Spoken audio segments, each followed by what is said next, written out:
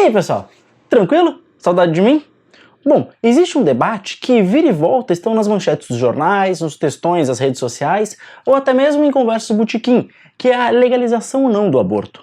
Esse debate envolve toda a sociedade e, o que é muito importante, várias áreas do conhecimento. Por exemplo, de biólogos a filósofos, de médicos até padres querem apresentar argumentos que defendam suas teses. O que podemos ver nessa discussão, então, não é que a discussão sobre o aborto se restringe ao âmbito jurídico, sobre a legalidade apenas do aborto, mas sim sobre o estatuto moral do aborto. É o aborto moralmente permissível ou não? Vocês devem estar se perguntando, o que essa penetra tá fazendo aqui? Eu vim em defesa paladina do Queiroz Graxa em expressar a sua opinião sobre o aborto. Porque não é novidade pra ninguém. Acredito que hoje em dia os ânimos estão muito tensos e censuradores e silenciadores, baseados na falácia do argumento da autoridade. Supostamente nós havíamos derrotado a falácia do argumento da autoridade, que garantia apenas aos religiosos o acesso ao conhecimento. Enquanto nós, os pobres mortais, ficamos aqui embaixo esperando as decisões lá de cima sobre quem pode falar o quê e o que pensar. Porque parece que nós tínhamos superado os viés religiosos e todo o argumento da autoridade que garantia apenas uma parcela da população para opinar sobre determinados assuntos. Mas parece que nós andamos um pouquinho para trás. Do que tu tá falando? Desse blá blá blá e que homens não podem opinar sobre o aborto, que se homens não podem engravidar, então eles também não podem opinar. Podem sim e devem. Opa, peraí. Bom, como a Glenda falou, tanto nas postagens, redes sociais, manifestações de ruas, bom, em vários lugares que esse assunto é debatido, os ânimos ficam exaltados. Todos parecem querer contribuir de algum modo, mostrando argumentos do porquê que sua posição está correta ou porque a posição do outro está incorreta. Nessa hora, nós temos que ter muita calma. O debate é sério. Nós precisamos ter o mesmo cuidado que temos com os nossos argumentos, como com aqueles argumentos que nós acreditamos estar errados. Nós precisamos avaliar as duas posições e com calma. Então, vamos com calma. Vamos ver os argumentos tanto das posições a favor do aborto quanto contra o aborto. Bom, se você está interessado em discutir filosofia, vem comigo. Eu sou o Queiroz Graxa e este é o Sai Filo.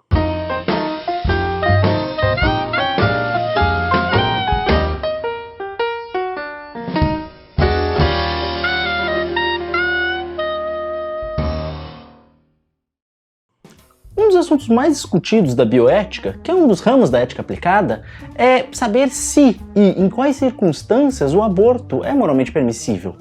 Se você não sabe o que é filosofia moral, ética, clica nesse vídeo, dá uma pausada aqui, clica nesse vídeo e assiste lá que vai esclarecer um pouco para você. Bom, mas antes de começarmos, nós precisamos entender o que significa aborto. Nós compreendemos esse termo apenas para designar a ação de interromper voluntariamente a gravidez, em qualquer estágio, tendo como resultado esperado a morte do feto. Nessa caracterização, nós não estamos levando em conta o chamado aborto espontâneo, que ocorre naturalmente e não leva a problema moral nenhum, uma vez que não depende das escolhas da gestante ou de terceiros.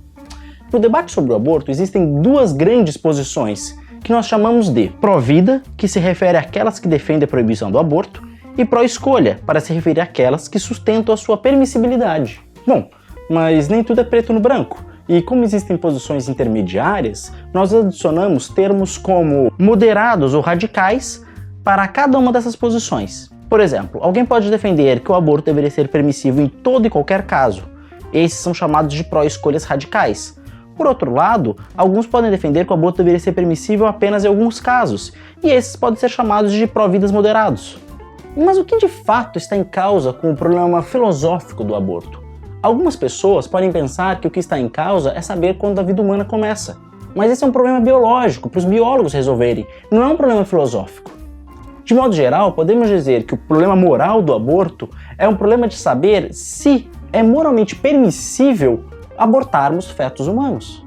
Vamos nos focar aqui no aborto até a 12ª semana de gravidez, que é o período até o qual a ciência diz que o feto não criou o sistema nervoso, ou seja, não sente dor e provavelmente não tem capacidades intelectuais. Para compreendermos o debate atual, eu pretendo apresentar 3 argumentos para cada uma das posições. seriam 3 argumentos para defender a posição pró-vida e 3 argumentos para defender a posição pró-escolha.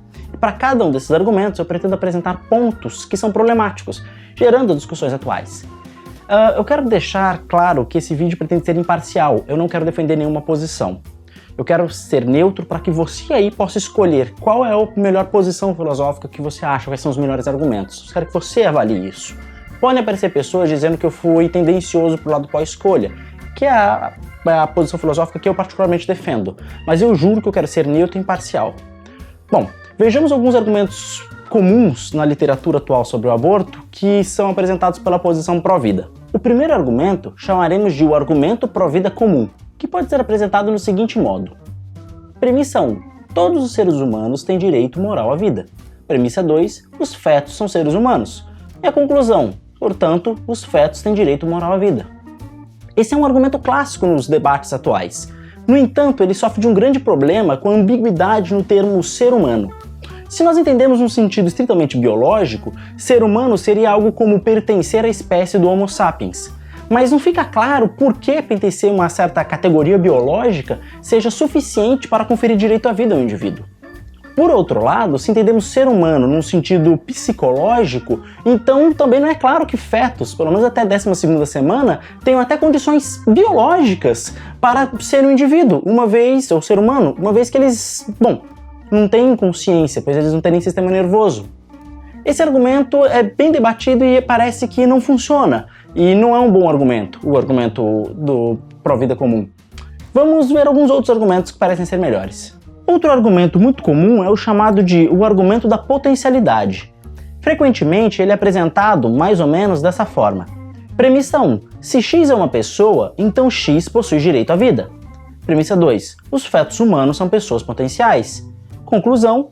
Portanto, os fetos humanos possuem direito moral à vida. A primeira premissa parece se basear em um princípio moral muito plausível. Contudo, devemos notar que se a pena de morte for moralmente justificada em alguns casos, então teríamos um contra-exemplo a esse princípio, tá? Talvez seja interessante alterar o princípio para o seguinte: se X é uma pessoa inocente, então X possui direito moral à vida. Já a segunda premissa, temos que fazer uma outra formulaçãozinha. Se nós entendermos fetos humanos como fetos humanos normais, ela vai parecer verdadeira, pois pense em casos de fetos anencéfalos que não têm cérebro ou com outras deficiências tão graves quanto. Aparentemente, esses fetos não são pessoas impotenciais. Indiferente a essas duas observações, da premissa 1 quanto da premissa 2, esse argumento, no final das contas, é formalmente inválido. Isto é, a verdade das suas premissas não garante a verdade da conclusão. Na premissa 1 estamos falando sobre pessoas, enquanto que na premissa 2 nós nos referimos a outras entidades, que não são pessoas, mas são pessoas em potencial. Vamos pensar num exemplo bem simples. Premissa 1. Se X é um excelente compositor, então X compõe músicas agradáveis. Premissa 2. Eu sou potencialmente um excelente compositor.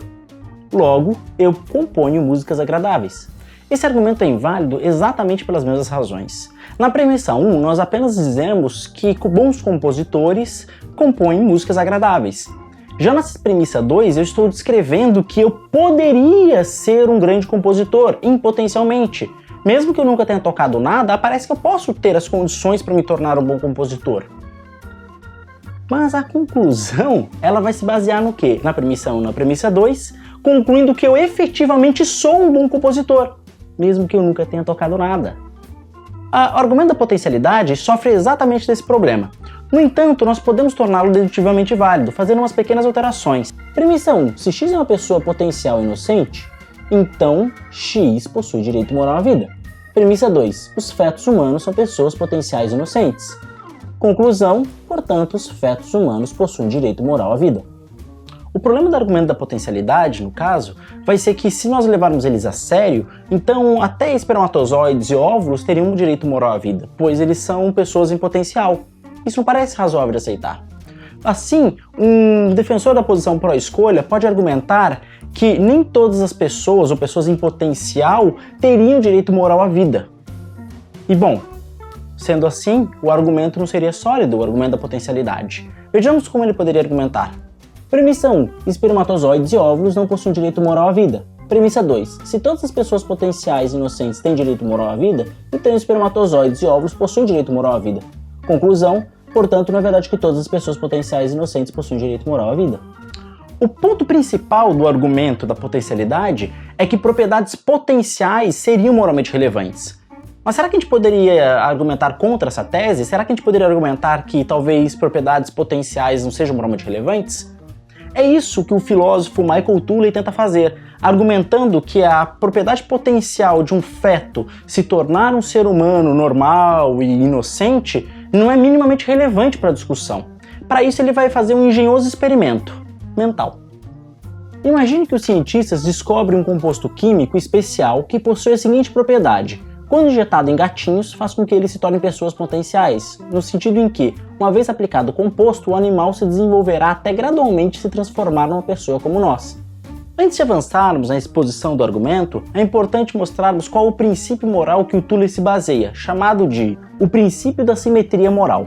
De acordo com esse princípio, se não é errado não iniciar um processo de desenvolvimento que levará a algum resultado, então não é errado interferir no processo já iniciado antes que o resultado seja alcançado. Pensemos agora no caso do gatinho. Se é permissível nós injetarmos essas substâncias nos gatinhos, parece que não haveria problema algum nós não injetarmos ou interrompermos esse processo. Digamos que acidentalmente nós tenhamos injetado esse líquido nos gatinhos. Por que seria errado então nós interrompermos o processo, talvez injetando alguma substância neutralizadora ou mesmo matando o gatinho, evitando assim as consequências dele se tornar uma pessoa? Ou seja, por que nós não podemos interromper a cadeia causal antes dele chegar naquelas consequências? A ideia por trás desse argumento é a seguinte: dado o princípio da simetria moral, então não é errado interromper um procedimento que não é errado iniciar. Se é moralmente permissível não aplicar o composto químico no gatinho, então também não é errado interromper o processo depois de aplicado, mesmo que o gatinho tenha a potencialidade de se tornar um ser humano. Vamos deixar a analogia do caso dos gatinhos com o caso do aborto mais claro.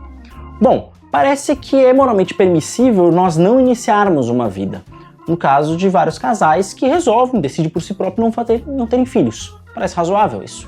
De acordo com o princípio da simetria, se é permissível nós não iniciarmos uma vida, então não tem nada de errado de interrompermos o processo quando ele está apenas em casos potenciais. Ou seja, parece que não é errado abortarmos fetos simplesmente por causa que eles são potencialmente pessoas. Se nós fizermos isso, nós apenas estamos travando uma cadeia causal antes de ela atingir suas consequências. Deste modo, a potencialidade não parece apresentar uma razão suficiente para não interrompermos uma vida. Vamos ver, por fim, agora o terceiro argumento que defende a posição pró-vida, chamado de o argumento da regra de ouro.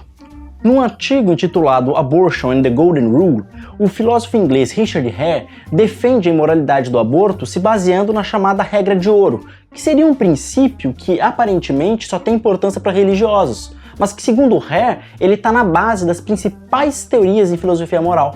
A regra de ouro é geralmente formulada como cada um deve tratar os outros como gostaria ele próprio que fosse tratado, uma formulação muito conhecida e encontrada na Bíblia, no Sermão da Montanha. Portanto, tudo o que quereis que os homens vos façam, fazei-os também a eles. A regra de ouro pode ser chamada de princípio da reciprocidade. Isto é, dadas certas condições que uma pessoa se encontra, se nós achamos que é moralmente correto fazermos X contra ela, então temos a aceitar que, se fôssemos nós naquelas mesmas condições, nós teríamos que aceitar que é moralmente correto que façam X contra a gente.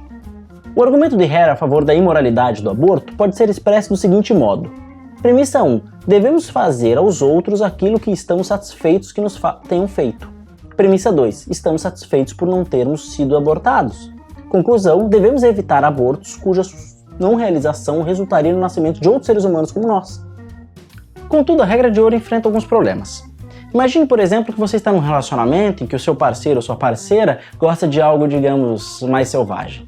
Exatamente, o seu parceiro ou sua parceira gosta de masoquismo, tem prazer em sentir dor, enquanto que você não. Não parece ter algo errado no fato de você tentar satisfazer os desejos do seu parceiro ou da sua parceira, mesmo que você próprio não tenha esses interesses. Mas isso seria imoral de acordo com a regra de ouro. Por outro lado, pensemos no seguinte caso. Imagine que o seu vizinho agora seja masoquista e realmente gosta de sentir dor, tem prazer em sentir dor. Bom, de acordo com a regra de ouro, ele poderia muito bem sair pela rua simplesmente torturando toda a vizinhança, porque ele gostaria que fizesse o mesmo com ele, ou seja, ele passa pela regra de ouro, pelo princípio da regra de ouro. Até agora discutimos 3 argumentos pró-vida e algumas dificuldades que ele enfrenta. Vamos agora a 3 argumentos da posição pró-escolha, que, como vimos antes, defende o direito moral do aborto. O primeiro argumento que vamos analisar se chama o argumento pró-escolha comum, que pode ser apresentado do seguinte modo. Premissa 1. Os fetos não são pessoas. Premissa 2. Se os fetos não são pessoas, então o aborto é moralmente permissível. Conclusão. Logo, o aborto é moralmente permissível. A premissa 1 visa ser factual, isto é, falar sobre um fato do mundo. Parece haver boas razões para aceitarmos que fetos não são pessoas, como nós vimos anteriormente. Contudo, a premissa 2 parece que vai enfrentar alguns problemas. Sua aparente plausibilidade se baseia na ideia de que a propriedade de ser pessoa é uma condição suficiente para que algo seja digno de consideração moral. No entanto, será que ser uma pessoa é uma condição necessária para se ter considerações morais? Mas parece que não. Um bom exemplo são casos de animais não humanos.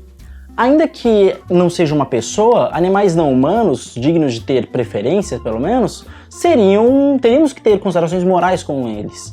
Bom, se isso parece razoável, parece ser, o defensor dessa versão do argumento pró-escolha vai ter que apresentar um argumento adicional, mostrando que, ainda que aquilo não seja uma pessoa, nós temos direito de matá-lo. E esse argumento parece que não determina bem isso. Vejamos agora um outro argumento pró-escolha, chamado de o argumento feminista da autonomia, que pode ser apresentado na seguinte estrutura. Premissa 1. Se a proibição do aborto viola a autonomia das mulheres, então a proibição do aborto não é moralmente permissível. Premissa 2. A proibição do aborto viola a autonomia das mulheres. Conclusão. Logo, a proibição do aborto não é moralmente permissível. A premissa 1 parece ser a instância de um princípio moral geral, que seria algo como 1. Se uma ação A viola a autonomia de S, então A não é moralmente permissível. Mas quando nós explicitamos esse princípio geral, vemos a falha do argumento feminista da autonomia. Pensemos no seguinte, imagina que nós ficamos sabendo que um terrorista vai explodir uma escola e nós não temos tempo de ligar para a polícia. E claro, nós podemos agir. Bom, parece moralmente justificado, correto, nós agirmos e impedirmos que o terrorista exploda a escola. No entanto, perceba que a nossa ação vai estar interferindo na autonomia do terrorista. Bom, precisamos então reformular o princípio geral de modo que ele consiga abarcar melhor esses casos, mostrando que em alguns casos é justificável nós interferirmos na autonomia de um indivíduo. 2. Se uma ação A viola a autonomia de S, então à primeira vista A não é moralmente permissível. Mas agora o defensor pró-escolha do argumento feminista da autonomia vai ter que repensar a premissa 1. Uma vez que 1 não funciona, a premissa 1 deverá se basear no princípio 2, que permite casos em que é moralmente permissível violar a autonomia de alguém. Consequentemente, somos levados a pensar em 2 tipos de violação da autonomia de alguém, que seriam as violações legítimas e as violações ilegítimas. Uma violação da autonomia seria legítima quando temos uma justificativa razoável a favor de que seria correto fazê-lo. Os casos principais são para evitar danos a terceiros, por exemplo. Por outro lado, uma violação de autonomia seria ilegítima quando não há razões plausíveis a seu favor, sendo ela pura e simplesmente arbitrária. Um bom exemplo seria um caso no qual o Estado decide qual a cor e tamanho de roupa que todos devem usar sem fornecer qualquer razão para tal, mas simplesmente porque agrada os governantes. Essa distinção é importante e traz consequências desagradáveis para um defensor do argumento feminista da autonomia. Bom, uma vez que há casos em que existem violações que são legítimas, que violações moralmente permissíveis à autonomia dos indivíduos, fica aberto em sabermos se o aborto é ou não um caso desse. Um defensor pró-escolha, que está defendendo o argumento feminista da autonomia, vai ter que adicionar agora um argumento adicional, no caso, mostrando do porquê o caso do aborto é um caso de violação ilegítima. Até lá, parece que a premissa 1 não é verdadeira. Vejamos agora um terceiro argumento pró-escolha, chamado de o argumento da violinista doente. Esse argumento foi apresentado pela primeira vez pela filósofa americana Judith Thomson e tem como estratégia utilizar de uma experiência mental para apelar para as nossas intuições acerca da natureza, da responsabilidade e da obrigação moral. Vejamos esse argumento pelas palavras da própria autora. Imagine a seguinte situação. Você acorda de manhã e percebe que está numa cama ao lado de outra onde está um violinista inconsciente. Um violinista inconsciente famoso. Descobriu-se que ele possui uma doença fatal nos rins e a Sociedade de Apreciadores de Música investigou todos os registros médicos possíveis e disponíveis e descobriu que apenas você tem o tipo sanguíneo adequado para ajudá-lo. Devido a isso, eles o sequestraram e, na noite passada, o sistema circulatório do violinista foi ligado ao seu, de modo que seus rins possam ser usados para extrair impurezas do sangue dos dois. O diretor de hospital agora lhe diz: olha, nós lamentamos que a Sociedade de Apreciadores de Música tenha feito isto com você. Nós nunca o teríamos permitido se soubéssemos o que eles planejavam. Mas agora já está feito. O violinista está ligado a você. Desligar-se dele equivale a matá-lo. Mas não se preocupe, esta situação durará apenas 9 meses. Após isto, ele se recuperará da doença e poderá ser desligado de você de maneira segura. A pergunta agora é: será que temos dever moral para com o violinista? Temos algum tipo de responsabilidade para com ele? As nossas intuições vão dizer: não, parece que não. De acordo com Thompson, o caso do sequestro mostra, pelo menos tenta deixar claro, que as nossas intuições acerca da responsabilidade moral e do dever moral é que, bom, o direito à vida do violinista não pode ser dado em virtude do direito dele usar meu corpo para isso. Ou seja, nós temos direito, pelo menos nós podemos desligar a máquina e desligar essa conexão que nós temos, pois isso não vai estar ferindo o direito dele à vida, mas isso vai estar preservando o nosso direito de preservarmos o nosso próprio corpo. É óbvio a analogia da Thompson com a gravidez, né? Acho que vai ficar claro. O argumento, portanto, pode ser estruturado do seguinte modo. Premissa 1. Se a mulher não é moralmente responsável pelo feto, então o aborto é moralmente permissível. Premissa 2. A mulher não é moralmente responsável pelo feto. Conclusão, portanto, o aborto é moralmente permissível. O ponto de destaque vai ser a premissa 2. De acordo com Thompson, tal como o violinista, uma mulher não pode ser moralmente responsável pelo feto. No caso de uma gravidez em que ela não planejava, ela não tem qualquer dever ou responsabilidade moral pelo feto. E, ainda mais, se for um caso em que vai envolver grandes sacrifícios e uma peleja para a mulher manter essa gravidez. Mas repare que o argumento da Thompson não é livre de problemas. A maior parte das objeções a esse argumento vão falar que sim, uma mulher é responsável, pelo menos a maioria das vezes, pela gravidez. Excetua-se casos de estupros ou de ignorância acerca dos efeitos do sexo. A ideia é que, bom, a partir do momento que a mulher se envolveu numa relação sexual livremente, ela vai ser responsável por suas consequências. Essas objeções, portanto, aceitam a premissa 1, mas recusam que, na maioria das situações, a premissa 2 é verdadeira. Uma dessas objeções afirma que o laço biológico existente entre a mulher e o feto é condição suficiente para a responsabilidade moral. Contudo, essa objeção não parece muito boa. O que significa laços biológicos? Compartilhamento genético? Quantos genes é necessário compartilhar para que você tenha, então, essa relação de dever moral? Pense em uma mulher que seja barriga de aluguel. Ela pode, então, abortar no momento que for? Porque, querendo ou não, ela não compartilha os mesmos genes de uma mãe para com aquele bebê. Ela compartilha os genes da espécie, que são os óbvios. E, bom, como que a gente faz nesse caso? A gente não tem nenhuma responsabilidade moral para com a nossa espécie, mas só com as nossas crias? Ou nós temos todo um dever moral para com toda a nossa espécie? E outras espécies? E espécies que têm variação genética muito pequena? Enfim, essa objeção sofre do problema de explicar o que são laços biológicos e, além disso, por que são moralmente importantes. Uma outra objeção que o argumento do violinista doente enfrenta é a do consentimento tácito. A ideia dessa objeção é que as mulheres, na maior parte dos casos, excetuando casos de estupro e de ignorância, teve conhecimento tácito das consequências e por isso que é moralmente responsável por eles. Isto é, quando a mulher transa, ela sabia dos riscos, que seria a gravidez, e consentiu mesmo assim com as consequências, sendo assim responsável pelo feto. A estrutura geral dessa objeção é que, quando o indivíduo satisfaz as seguintes condições, ele é responsável pelas consequências. 1. S realizou a ação A voluntariamente. 2. A foi a causa de E, ou pelo menos fez parte ou estava próximo a um ponto da cadeia causal que levou a E. E 3. S estava ciente de que, se fizesse A, então E provavelmente ocorreria. Uma mulher que engravidou em casos normais, de acordo com essa posição, satisfez esses 3 critérios. Ela transou voluntariamente, o sexo foi a causa da gravidez e, além disso, a mulher estava ciente de que, se transasse, era provável que ficasse grávida. Portanto, de acordo com essa objeção, essa mulher seria responsável pelo feto. Isto, portanto, barraria o argumento do violinista doente, pois mostraria que, em situações normais, a premissa 2 é falsa. Como vocês viram, eu fiz uma apresentação de 6 argumentos, 3 da posição pró-vida e 3 a favor da posição pró-escolha. Reparem que eu não investiguei todos os vários argumentos que existem nesse debate, tem muitos mais que eu não apresentei. E, bom, para cada um desses problemas, cada um desses argumentos que eu apresentei problemas também. Bom, existem vários debates extensos sobre cada um desses problemas, com respostas e tudo. Se você ficou interessado em todo o debate, dá uma olhada na descrição que eu coloquei algumas bibliografias para vocês poderem se seguir. E lá vocês vão ter indicação de outros textos e tudo. Pode ir lá que vocês vão encontrar algum material interessante. Eu espero que vocês tenham gostado e que usem com calma e entrem nas discussões sem esse ânimo tão acalorado. Vamos com calma, vamos fomentar o debate e não briga. Eu sei que esse é um debate importante, envolve coisas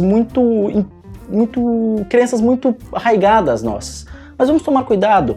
Desde Einstein, Platão, Aristóteles, enfim, todos os grandes gênios da humanidade, todos eles cometeram erros. E nada nos garante que mesmo nesse debate nós não possamos estar errados. Temos que ter consciência que nós somos falíveis. Bom, se você realmente gostou, curte o vídeo, compartilha que talvez o vídeo possa ser interessante para outros seus amigos que também se interessam nesse debate. E não se esquece, curta o Espectro Cinza, o canal da Glenda. É muito bom e tem bastante coisa interessante. Bom, espero que vocês tenham gostado do vídeo e é isso mesmo. Até mais, gente. Até a próxima.